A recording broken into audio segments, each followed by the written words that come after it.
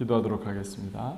사랑의 주님, 참 감사합니다. 주님께서 이 토요일 새벽에도 또 이렇게 교인들 함께 모여서 또 주님 앞에 말씀 앞에 서고 여호와 앞에 우리가 기도할 제목들을 들고 또 설 수 있는 특권과 은혜 주시니 참으로 감사합니다. 하나님, 기도 가운데 하나님의 마음을 알게 하시고 또 기도 가운데 정말 주님께서 우리의 기도를 듣고 또 응답하심을 확신하는 그 믿음 오늘 더하여 주시옵소서. 감사드리며 예수 그리스도 이름으로 기도드렸습니다. 아멘. 오늘 우리에게 주시는 하나님의 말씀은 요한복음 11장 11절에서 24절까지의 말씀입니다. 6월 25일 토요일입니다. 요한복음 11장 11절에서 24절까지의 말씀 제가 봉독해 드리도록 하겠습니다. 이 말씀을 하신 후에 또 이르시되 우리 친구 나사로가 잠들었도다. 그러나 내가 깨우러 가노라. 제자들이 이르되 주여 잠들었으면 낫겠나이다 하더라. 예수는 그의 죽음을 가리켜 말씀하신 것이니 그들은 잠들어 쉬는 것을 가리켜 말씀하신 줄 생각하는지라. 이에 예수께서 밝히 이르시되 나사로가 죽었느니라. 내가 거기 있지 아니한 것을 너희를 위하여 기뻐하노니 이는 너희로 믿게 하려 함이라. 그러나 그에게로 가자 하시니 디두모라고도 하는 도마가 다른 제자들에게 말하되 우리도 주와 함께 죽으러 가자 하니라. 예수께서 와서 보시니 나사로가 무덤에 있은지 이미 나흘이라. 베다니는 예루살렘에 가깝기가 한 오리쯤 되매 많은 유대인이 마르다와 마리아에게 그 오라비의 일로 위문하러 왔더니 마르다는 예수께서 오신다는 말을 듣고 곧 나가 맞이하되 마리아는 집에 앉았더라. 마르다가 예수께 여짜오되 주께서 여기 계셨더라면 내 오라버니가 죽지 아니하였겠나이다.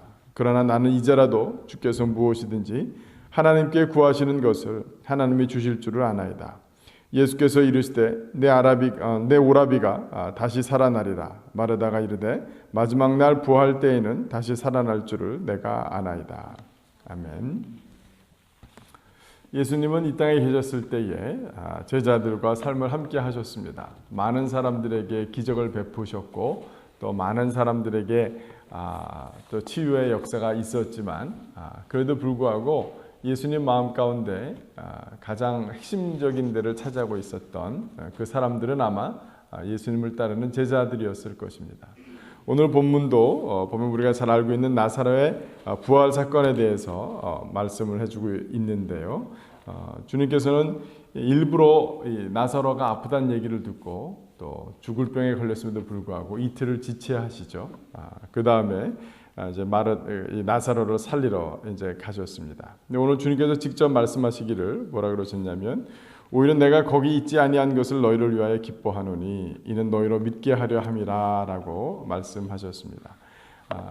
이틀을 더 지체하신 이유, 또 나사로가 죽은 다음에 찾아가신 이유가 여러 가지가 있겠으나 그 가운데 예수님이 가장 기뻐하시는 이유는 무엇이었냐면 제자들이 믿게 될 것이다라는 그런 것이었습니다.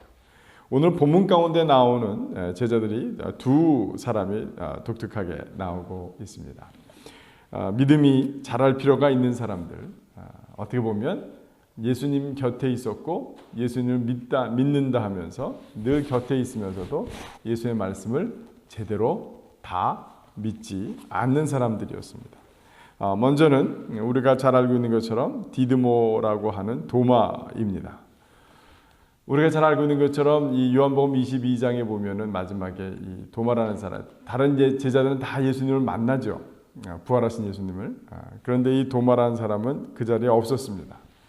예수님은 그러면서 뭐라고 얘기하냐면 예수님이 직접 나타나셔서 내가 예수님의 그 못자국 난 손에 내가 손을 넣어보고 또 허리에 못자국 그 손을 넣어보면 내가 믿겠노라라고 했었던 바로 그 사람입니다. 어떻게 보면 이 도마라는 사람은 이 나사로의 부활 사건으로도 예수님의 부활을 믿지 못하는, 끝까지 믿지 못하는 그런 사람이었어요. 근데 오늘 본문 가운데 보면 또 재밌는 모습이 보입니다. 이 디드모라는 사람, 도마가 다른 제자들에게 말하되 16절 말씀이죠. 우리도 주와 함께 죽으러 가자 하니라 라고 얘기하고 있습니다. 이 본문은 굉장히 독특해서 제가 어제 설교한 본문 가운데도 우리가 본문 가운데 확인한 것처럼 예수님이 사실은 유대로 가자고 하죠. 그때 제자들이 뭐라고 얘기합니까? 예수님, 그 사람들이 예수님께 돌 던지려고 했잖아요. 죽이려고 했잖아요. 근데 왜 다시 글로 돌아가세요? 라고 오히려 제자들이 물어보죠. 그러니까 지금 이 도마 마음 가운데는 유대로 가도 죽게 생겼고, 그죠? 이미 나사로도 죽었다는데, 전에는 그 원수처럼 그 예수님을 핍박하는 사람들은 이해는 하지만 이제는 가까운 사람들에게도 조롱당하게 생겼구나. 가까운 사람들에게도 공격당하게 생겼구나. 이제는 나사로네 집에 가도 죽게 생겼구나. 유대로 가도 죽고 나사로네 집에 가도 이제는 아주 가까운 사람들한테 배신당하거나, 배신당이라는 말은 적절치 않지만 그래도 불구하고 사람들이 예수를 믿지 못할 것이구나 라는 마음으로, 아마 자포자기하는 심정으로 우리도 죽으러 가자. 우리도 차라리 이 세상에서 예수 믿고 났더니 오히려 세상에서도 멸시받고 오히려 교회 와서도 잘 대접하지 못하고 주님이 내 기도 응답하지 아니하시는 것 같고 차라리 죽는 것이 낫겠다 라고 생각하는 그런 신앙의 유형의 모습이 아닌가 싶습니다. 예수님을 믿지만 예수님의 기도 응답이 더디고, 또 이미 예수님 잘 믿어서 세상과는 사람 친구들과의 관계들이 다 끊어졌는데 다시 돌아갈 수도 없고 도대체 나보러 어쩌란 말입니까? 라고 얘기하고 있는 그런 도마의 모습을 우리가 볼 수 있는 것 같습니다. 마르다도 보니까요, 마르다는 믿음이 좀 더 있는 것 같습니다. 그래서 마르다가 21절부터 보면 마르다가 예수께 여짜오되 주께서 여기 계셨더라면 내 오라버니가 죽지 아니하였겠나이다. 예수님이 사람의 병을 고치시는 능력이 있음을 저는 보았고 또 믿고 있습니다. 계셨으면 좋았을 텐데. 그다음 또 믿습니다. 그 보니까요. 예수님께서는 그러나 이제라도 주께서 무엇이든지 하나님께 구하시는 것을 하나님이 주실 줄을 아나이다. 그런데 또 23절에 보면 현재 구하는 것 응답해 줄 믿습니다라고 또 상반된 말씀을 하는 것 같은데, 또 다시 예수님이 오라버니가 살아나리라 하니까 그거는 부활 때야나 다시 살아날 것이죠. 그건 제가 알고 믿고 있습니다. 이것은 어떻게 보면 굉장히 상반된 믿음이고 믿음이 아니라고 예수님께서 오늘은 지적해 주고 계시는 것입니다. 마치 오늘날 우리의 신앙 가운데 비유하자라면 예수님, 내가 천국 가면은 구원받은지 안 받은지 알 수 있을 것 같아요. 주님이 오시면은 모든 것 다 잘 해결되겠죠. 그러나 주님께서는 지금 역사하실 만한 능력은 없으세요. 주님이 아마 오라버니를 살려주실 것에 대한 부활에 대한 믿음은 결코 갖지 못했던 것입니다. 예수님은 우리에게 믿음의 지평을 계속 넓혀 가시려고 하세요. 지금 이 마르다의 믿음은 무엇이냐면, 믿음이 없다는 것보다는 내가 알고 있는, 거기에 딱 국한되어 있는, 상자 속에 박혀 있는 믿음. 교리적으로는 알고 있으나 실제로는 아직 경험하지 못한 것.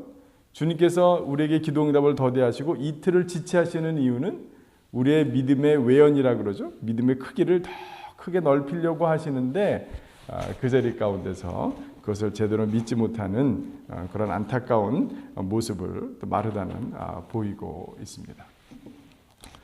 이 가운데서 오늘 본문은 이 디도모라는 도마의 믿음과 마르다의 믿음이 얼마나 부족한 것에 대해서 얘기해주고 있습니다. 마르다는, 그러나 우리 월요일 날 이제 본문을 보면 우리가 잘 알고 있는 것처럼 마르다는 그래도 좀 믿음이 생겼어요. 이것이 다 예수님이 다시 재림하셔서 올 때 부활하는 것이 아니라 내가 이 땅 가운데서도 부활을 맛볼 수 있겠구나. 우리로서는 이 땅 가운데서 내가 구원을 확신할 수 있겠구나. 내가 하나님의 자녀가 되었음을, 하나님의 보호하심과 인도하심과 하나님의 축복을 받을 수 있는 자임을 내가 알겠구나라는 확신을 가질 수 있다라는 것을 알게 되었습니다.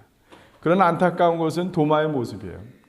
우리가 알고 있는 것처럼 도마는 이 나사로의 부활이 있었음에도 불구하고 여전히 예수님의 부활조차 믿지 못했습니다. 나중에 오늘이 11장인데 11장을 더 가서 예수님의 부활하신 다음에나 직접 나타나신 다음에나 비로소 믿을 수 있었던 그런 믿음의 회개의 역사가 좀 늦은 그런 일들이 있었던 것입니다. 아마 우리 교회 성도님들 이 두 부류에 속하는 사람은 한 분도 안 계시는 줄로 믿습니다. 그러나 우리가 믿음 가운데 다시 한 번 더 깊이 나아갔으면 좋겠습니다. 무슨 믿음입니까? 주님께서는 오늘 이 자리에 우리와 함께 하신다. 오늘 이 자리에서 주님께서는 역사하신다. 라는 바로 그 믿음입니다. 마음속에 있는 믿음, 또 내가 현재 도말하는 사람은 자기의 현실에 처한 상황 때문에 믿음이 흔들리는 것이고, 마르다는 박스 안에 들어가서 새로운 믿음을 갖지 못했어요. 그러나 그것을 넘어서서 주님께서는 우리가 원하는 우리의 기도 제목, 또 주님께서 우리의 믿음을 넓히시기 위해서 하시는 이 모든 상황 가운데서 우리의 믿음을 더하실 분이시다. 그 확신을 가지시고 승리하시는 저와 여러분이 되기를 주님의 이름으로 축원합니다. 이 시간 함께 우리가 기도하도록 하겠습니다. 기도할 때에 저희가 늘 하는 것처럼 오늘 이 GT에 나오는 글로벌 타임즈에 나오는 기도 제목을 제가 읽어드리도록 하겠습니다. 오늘은 다음 세대를 위해서 기도하는 제목인데요. 한국이 기도 제목이지만 또 우리는 더불어 2세대를 위해, 미국에 있는 우리의 2세 자녀들을 위해서도 함께 기도해야 되는 줄로 믿습니다. 먼저 읽어드리도록 하겠습니다. 부천에서 미라 형태로 숨진 채 발견된 여중생의 사안은 가출을 둘러싼 부모의 폭력이었습니다. 목사인 이모 씨는 48세대는 지난해 3월 가출한 뒤 돌아온 이 양을 빗자루와 빨래 건조대로 때려 숨지게 했습니다. 이 씨는 전처 사망 후 재혼했는데 이 양과 이 양의 오빠는 계모와 갈등을 빚으면서 가출하게 되었습니다. 부모는 가출한 원인을 해소하기는커녕 폭력으로 화답했습니다. 4일 여성가족부에 따르면 청소년 10명 중 1명꼴인 11%가 한 차례 이상 가출을 경험한 것으로 나타났습니다. 가출 원인은 부모 등 가족과의 갈등이 67%로 가장 많았습니다. 자녀는 부모의 거울이라는 말이 있습니다. 다음 세대 문제를 두고 어른들이 먼저 회개해야 합니다. 다음 세대가 신앙으로 건강하게 자랄 수 있도록 기도합시다. 이 시간 우리가 함께 한국의 요즘 사실 뉴스를 보면 참 너무 놀랄 정도로 가정폭력 사태도 많고 어처구니없는 일들이 참 많이 일어나고 있는데 우리 한국의 가정들이 잘 회복될 수 있도록 또 부모들의 회개를 통해서 자녀들이 올바로 건강하게 자라날 수 있는 이 복음의 메시지가 잘 증거되어질 수 있도록 한국교회를 살려주십사. 함께 기도할 뿐만 아니라 저희 가정 얘기가 나오니까 제가 조선족 분들 얘기도 많이 기억이 나요. 조선족 분들은 가정이 다 깨졌다고 합니다. 왜냐하면 부모들의 한 사람이나 두 사람은 다 한국 와서 일하고 자녀들은 다 할머니 할아버지가 키우고 그러면서 아주 어려움들이 참 많이 있는 줄 압니다. 또 이민자인 우리 미국도 사실은 좀 나은 것 같으면서도 저희 안에도 참 자녀 2세대를 향한 안타까운 기도 제목들이 많이 있는 줄 압니다. 이 시간은 정말 저희 부모들이 어느 곳에 있든지 간에 바로 설 수 있는 가정의 회복의 역사 일으켜 주십시오. 특별히 우리 교회를 통해서 또 우리 주변에 있는 사람들에게 가정들이 새롭게 세워지는 그런 역사를 일어날 수 있도록 가정세계 또한 일어날 수 있도록 더불어서 함께 기도했으면 좋겠습니다. 기도하겠습니다. 사랑의 주님,